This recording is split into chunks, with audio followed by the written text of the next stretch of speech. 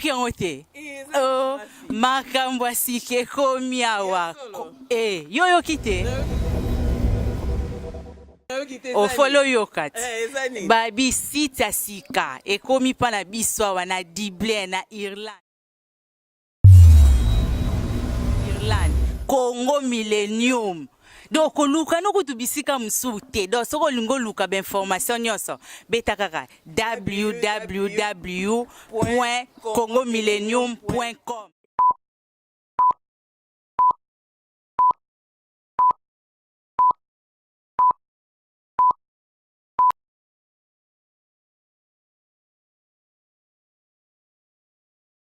Bonjour, bonsoir très chers internautes. Vous êtes toujours connectés sur www.congomillennium.com. Comme d'habitude, zongeli bino lisusu pour tout yeba kosolola comme nous biloko ya sika. Ndeko na biso ese boyebaye pour na bato mosusu le lo so zongeli biso ba ko présenter bino ye moko alba la bino so ki ye azali nani pe masolo ni ay ko betela biso moko na lelo. Bonjour ndeko na ngai. Ouais, bonjour Congo Millennium. Ndeko na ngai bandeko mosusu ba mona yo mosusu ba mona otie. Ce que vous présenter brièvement pour nous. Ok, merci. Ngai nabandi konyo so ba ngai komona bravo. Nazali coordinateur général ya RCK en Irlande et puis nazali chargé à mobilisation na kati ya mouvement ya résistance ya Pariko. Merci bandeko na biso bauti koyoka ndeko na biso bravo. Alobi Ali coordinateur na mboka na Irlande et en plus de cela il fait partie de la Pareco. Alors mikolo actualité ezali makasi makambo mingi ezali koleka que ce soit na kati ya mboka na biso to na libanda ya mboka na biso ndeko na biso azali mieux placé pour akwa ko répondre na ba question mingi. Alors na la première question ya kotuna ndeko na biso concernant masolo oyo Joseph Kabila azalaki na ambassadeur na Congo. Tout ndeko bravo ceux qui a monaki ndenge nini pour makambo ndeko nanga bravo tout récemment to monaki na mboka Kinshasa Joseph Kabila a salisaki ba ambassadeur nyonso ya ba pays occidentaux a lobaki de makambo ibele kute bimaki lokola moi bla moko mais likambo ya malu ya moni na lobaki ya benga ki bino ba résistant comme ba terroriste likambo za ko loba na kati ya likambo. Ouais, merci pour la question là. Et là on a rôle ba surtout interpellé par combattants résistants mingi à la diaspora. Na surtout yo ka réunion so Mende Zakari Barubarake combat na biso ils ont impacté.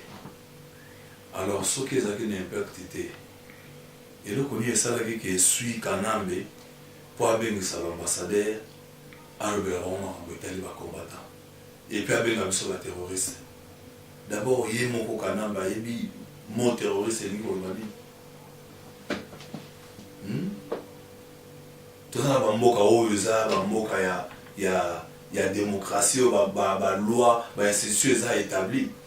Il y a aussi ils en France, ils en Belgique, ils en Angleterre, il y a un gouvernement Europe, le monde, ils ont combattre le terrorisme. Parce que on dit ma biso le terrorisme tout va dans la mangolongo. Donc wana azamu to Hollande te po azazo ba ibango zo bate. Alors nous bravo à l'odi qui azali mutu ya Hollande te mais ndeko bravo toujours na kati ya diaspora to remarquer likambo mosusu. Likambo mosusu to remarquer ezali ke ba combattant to bino ba résistant mingi beaucoup mi kokota na parti politique ou bien beaucoup mieux ça beaucoup mieux transformer ma groupe na bino dans ma parti politique et là on y ko éclairer bande kolelo. Merci Susu pour la question. Et là on a eu ko yebisa bande ko na biso ba résistant combattant oyo bazo longwa na résistance pour na okota na opposition. En tout cas dans un concert au pesa bango te. Eza droit na bango bayebi ba osala baba na mikete mais bayeba ke non muto oyo finga ki lobby muto oyo seka ki lobby siko oyo ko muluka yo na ebo vana na mesa bosola ayebi sio ke ndenge yo bana ko finga ye wana bosanya abosanya ngote bon wana ndeko bravo nalobeli bandeko mingi bazoko s'est transformé vraiment dans parti politique. Bah oui, ça la lienté mais bango moko bazoko s'est transformé dans parti politique. Mais tant que bazoko s'est transformé en parti politique, c'est pour aller exercer où? Évidemment au pays. Là où il y a l'occupation. Alors yo finga qui occupant. Le yo commis parti politique. Pour na oya bo sangana malgré bosana ba divergence oya opposé. Parce que yo comme opposant na ye. Il faut bon vendre sikamoko. Bon, peut-être ba monique na résistance to na combat, peut-être bo sali déjà Moussa na bino beaucoup na bino na suka, ya ba moni ba comme ba parti politique. Et Moussa na biso na résistance awa et comme na suka te parce que Congo za na liberté. Ce sont des bazaba suivistes, bazaba opportunistes. Omoni bazotala moulayi azolo na bango bazotala musika te bango bazotala na ba se transformer en parti politique ba comme ba député peut-être lobby pour na ba banda kozwa mbongo donc basala o ba moni quoi mais ba ke non ndenge biso toza boye na résistance lelo tango osenga ke non to libérer Congo ezala ba opposant wana bazaba accompagnateur ya ba occupant. Donc, Ndeko Bravo, lui, on sac moko. Mais Ndeko Bravo, à part on a lobby qui s'est transformé en parti politique, mais tout récemment, comme Moni, même parti UDPS par exemple, a commis pour soutenir Caméré, et il n'y a pas seulement l'UDPS, mais tout le monde soupé, il y a combattu la résistance, on peut pas soutenir la bango Caméré. Est-ce que Caméré a commis crédible le pas il a non bien aimé? Mon frère, il y a un moment où Tozoloba, mingi baza la résistance, va éviter qu'est-ce qu'est la résistance. Va éviter pour nani bazo bunda. Kaka bino mo lobi wembere Caméré nzembo, Caméré zonga na Rwanda, zonga na Burundi. Lelo siko bokomi koloba ke no Caméré azali Rwanda te ou Burundi te aza Congolais. Bokomi ko salier na ye. Ah. Omoni makambo yo e kaboli zo kabola batebele soko koti même na internet okomi kolanda batu mingi omoni eloko mabe surtout bande ko na biso bana na IDPS donc pona bango balingi te balobela IDPS oh nyoso IDPS akosala eza malamu. Mon frère, laisse-moi te dire niveau où tu as l'élo, il y a occupation. IDPS a beaucoup contribué pour la Congo à l'occupation. Oh, l'élo va te battre. Mais, tu es comme sous. Merci beaucoup, Ndeko Bravo. Ndeko Bravo, bien comme ça, pour Zonga, pour aller à Makambouana. Mais, tout le monde, le 30 juin, il y a 2 semaines en arrière, Ndeko Bravo, le 30 juin, eux, outil Koleka, tout le monde, encore une fois, na Congo kuna milulu mine les alaki, tout le monde mindu qui balakisi mindu qui défilé mine les alaki kuna. Alors na suka tout le monde que Joseph Kabila a dit discours. Qu'est-ce que tu peux dire dans la tornade à la Bisso concernant le discours Oyo Joseph Kabila a dit ça le 30 juin dernier? Hello en tout cas na félicité d'abord notre bateau celle qui est discours on a poyé mon cabinet au commenter. Alors, tellement ça peut na connaissance et belleté à y bien le côté, ça vraiment, petit point là vraiment vrai zoba. Dans ce épisode on a zoba au moni mukolo oyo papa te sais que d'alba que non. A quoi comme ce que tamu oyo azozela azo imperium. Le petit point là atuna conseiller mo kalobi na imperium ni ngolo bani. Imagine un président de la République, soi-disant, aïbi le côté donc, bateau va saluer le discours wana, bateau tirer na ba piège moko oyo ba saluer ba communauté makoloba ok, azolo ba bena bosoto na bosoni oyo moko azoli bate. Est-ce que révolution en boka na biso le 4 janvier, ils en 1960 ou bien en 1959? 1959. Il y a 1959, mais ce qu'on a dit discours on a eu à lobby qu'ils ont le 4 janvier 1900, le 4 janvier 1960. Donc bravo. Dans le discours toujours autour que M. Joseph Kabila a été comme ça plus récemment, dans le discours on a à Bengaki, bato oza libanda, c'est biso ba diaspora, tozo na mboka, to que ça la bilanga. Est-ce que le camion peut que banaka tu vois?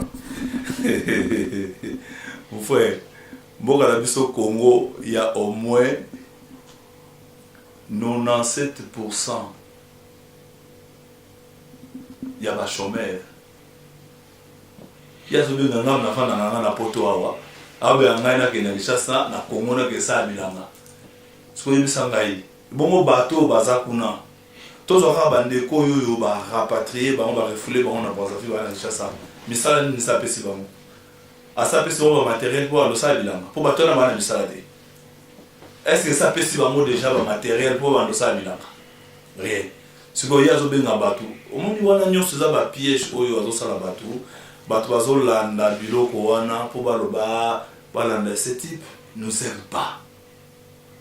Alingaka biso te po ayebi ke biso pe tolingaka ete ba vrai patriote tolingaka ete. Merci beaucoup Ndeko Bravo. Ndeko Nangai Bravo.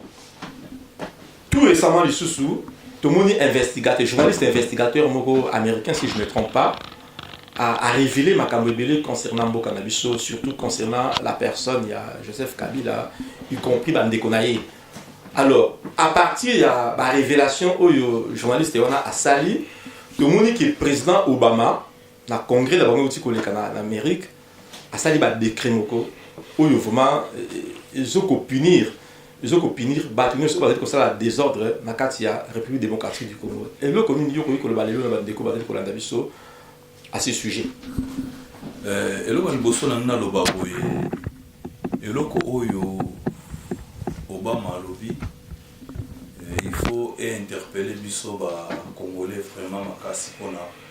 Makambo onyo sobo mazolo balelo. Mais monsieur Honoré Mbanda aloba yango nakoloba ya 2 ans passés.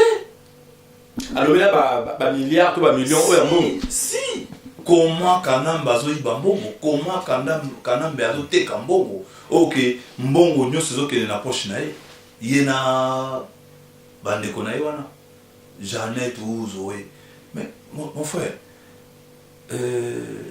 Mobutu a ça 32 ans à pouvoir. Mais tant ma koufi a 97 va estimer fortune na 6 milliards. À cause de milliards. One is estimation 6 milliards mais na yebi que il faut même 6 milliards, il y a moins de 6 milliards. Ba on va me ko va gonfler yango. Oh. Ba diminuer on peut ba mususu bien ba gonfler. Ba diminuer gité. Omoni mingi ba ibarate malgré dictature il y a maréchal Mobutu. Mais cet homme a investi Sambongo na mboka surtout pour nous former ba militaire, pour nous former ba fonctionnaire. Mbongo penza à l'été bande ko bima. Hein? Tous tala non, tala décadence. 32 ans, 6 milliards. 13 ans, 15 milliards. Yé 15 milliards, wana balobi. Et puis 15 millions basoloba, et ça l'argent en liquide. Hein? On ne parle pas des biens. Parce que ça n'a pas bien moussous au type pour nango, pas toi éviter. Les allues hein? Pas bien à Salisa. La Tanzanie, ça n'a pas bien. L'Afrique du Sud, ça n'a pas bien. L'Espagne, ça n'a pas bien. Mais na Rwanda, ça n'a pas bien. Mais ndeko bravo, ce que Mobutu a investi ça qui mingi na armée na biso, mais pour nini kasitango ba afdel ba kota ki armée wana et mon avec le soutien. Ce n'est pas que armée et mon anagité. Omoni eloko oyoyo et ça qui est déjà ba très bas qui est belé. Ba officier supérieur mingi ba comment ba très parce que ba mon agi Mobutu a comme malade, a comme déjà fatigué, a tikato trahir. Yango moni salaki que non ba soda ba ndeko boya ko bunda puisque nazo bisa ondeko ba soda wana oyo after la yana bango baki ba soda o ba ko kimisa ex fast. Première fois bango moko ba lo bango que première fois ba santa que non force armée zéro zaki armée makasi ya bitumba yaki na kenge. bango moko bayoka baptême de feu oyoyo et ça là que base la repousser mais comme il y avait des traîtres au bane kotala mabumu na bango yango moni lelo yo kanamba zotela bango mingi ba poison bazawa na kisasa mingi ba kufi kanamba zo bango donc elo na ono ba biso to ko yoka et na ute ko bango na émission to saki dernièrement Congo eza ya Obama te Congo eza ya biso ba Congolais eza mboka na biso eza Obama te muta ko telema aloba po kanamba kende non bon ba tsekiti donc on va tirer on va dans pouvoir volontaire on va soutenir qui te dit que oh bazo lo ba za pouvoir le molai ah donc makambo Obama lobi donc la payo rien mais ceux qui ont la lien on ça pour y ba bébé oh ba la biso na nini na batu mususu ba nga batanga komona bango tete yango na pe bazo ka ba tellement ba moni que to komi éveillé to lamuki ba komi ko changer ba discours mais non Obama lobi ki makambo o bazo sa na mboka na biso ils ont déstabiliser même sécurité États-Unis mon frère est-ce que makambo ne bandi lelo et bandi lelo tant makambo ne bandi Obama la na présenter makambo oh yo ya déstabilisation à Congo il y a déstabilisation à Congo makambo uranium non mais quand on parle de déstabilisation c'est pour piller nos richesses bah autant bah or bah iranium bah faire nyonso mais à lobby bon bien sûr dans la net discours bah à lobby qui est qu'on déstabiliser région la sur la Grand Lac bien sûr mais à lobby sécurité États-Unis sous ils allaient menacer à partir de Makambo mais ceux qui ont menacé ça faut que banane donc là il y a mais ceux qui vont avoir que sécurité vont menacer cela veut dire c'est une raison pour que pousser on va le mouton au batiaka ba mon frère qui te dit que ils a vraie raison ba kolongola est-ce que iranium kanamba ba ndoteka iranium lelo est-ce la résistance bozuni dimaké akolongwa bien akolongwa te biso tozoloba akolongwa parce que biso moko tozana ba dispositif oyo tozui pona kolongola kanambe et non parce que Obama lobby bozana armée oh mon frère est-ce que lina bandole kanambe lina nano banoke tozana armée oui tozana armée peuple congolais alingi ayeba tozana armée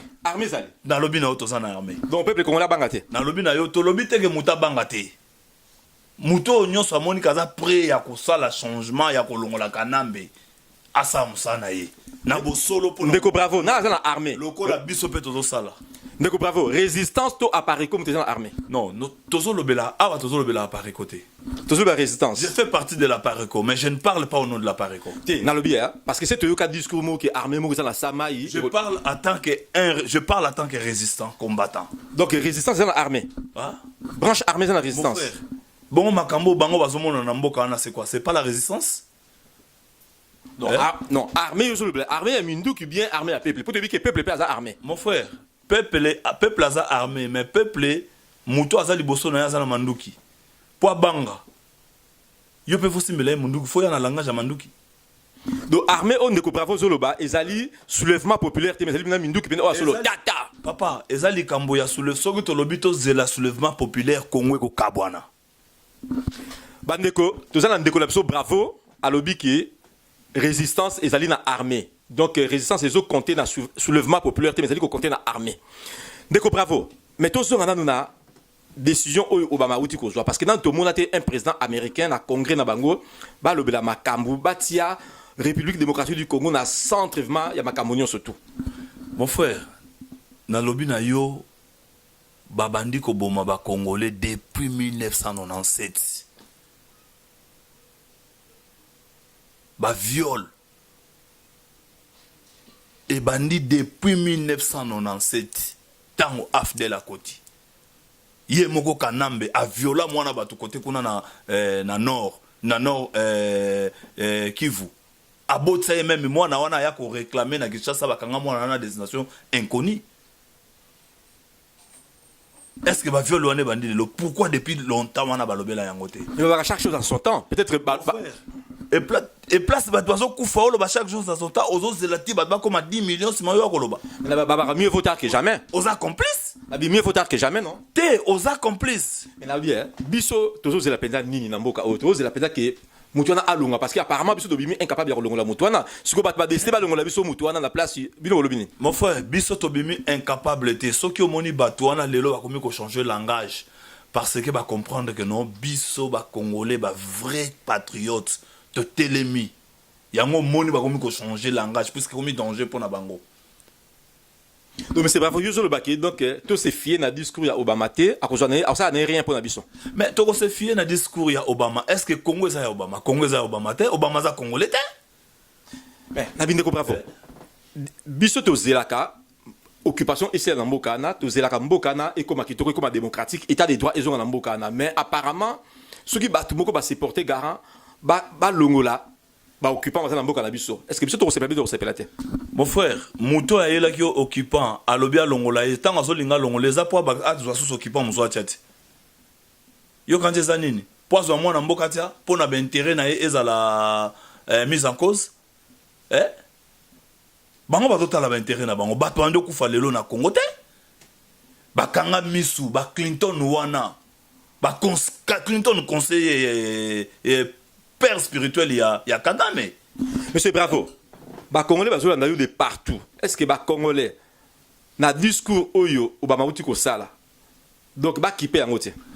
Congolais oyo akolanda discours wana eza lokola batie tonga ya dipiron ala la pongi.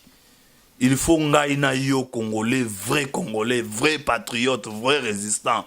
Totelema biso moko pona kolongola mpaya wana bapaya ba occuper mboka na biso. Tokolanda discours ya Obama te. Bandeko, ya Congo Millennium, c'était un réel plaisir pour Nabiso. Ndeko, bravo. À Pésibiso, quelques détails. Maintenant, toujours poussant vers la fin de notre émission. Na retourne Ndeko, bravo, ceux qui azali na makamusu sur Akoloba concernant toujours à Kokaina Koloba. Ngai na Koloba, ezake biso ba Congolais totelema. Biso ba Congolais tozana souci ya mboka. Biso ba Congolais tokota na résistance.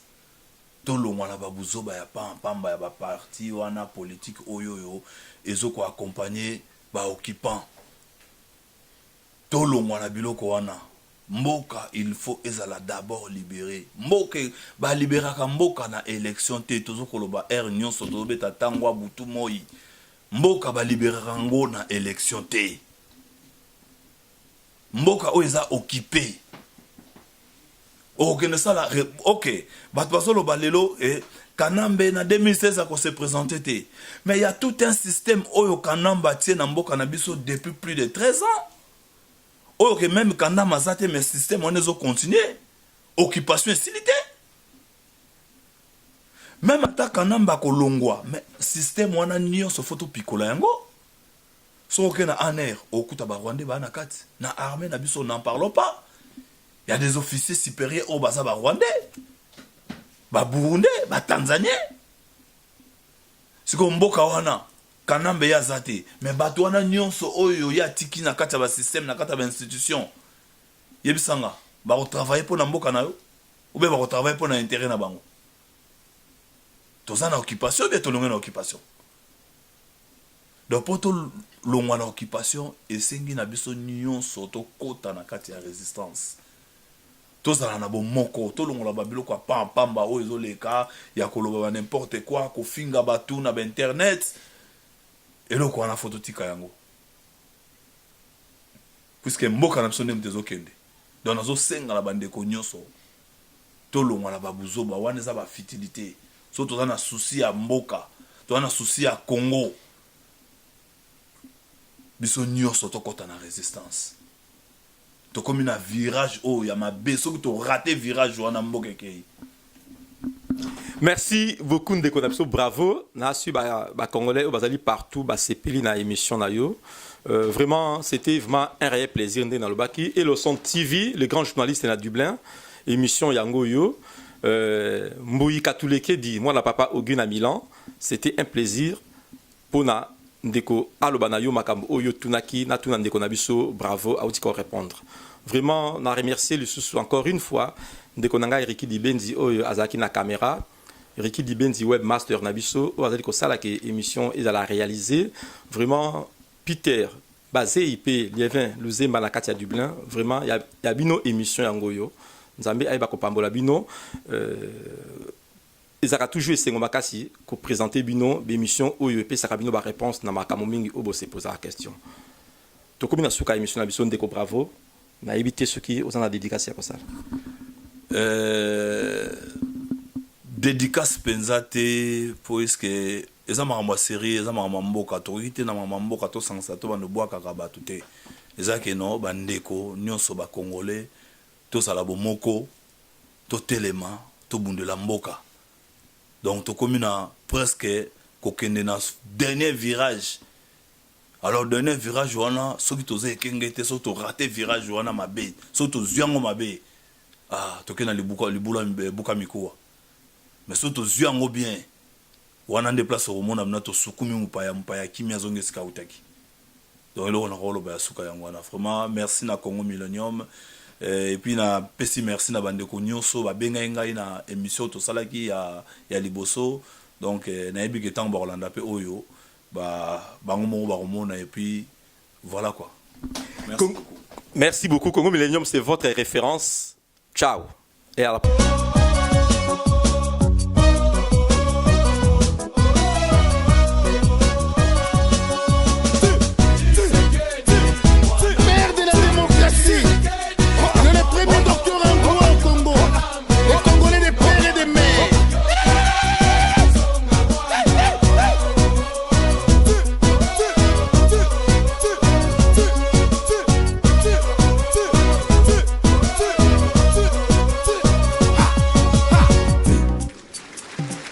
Everybody put your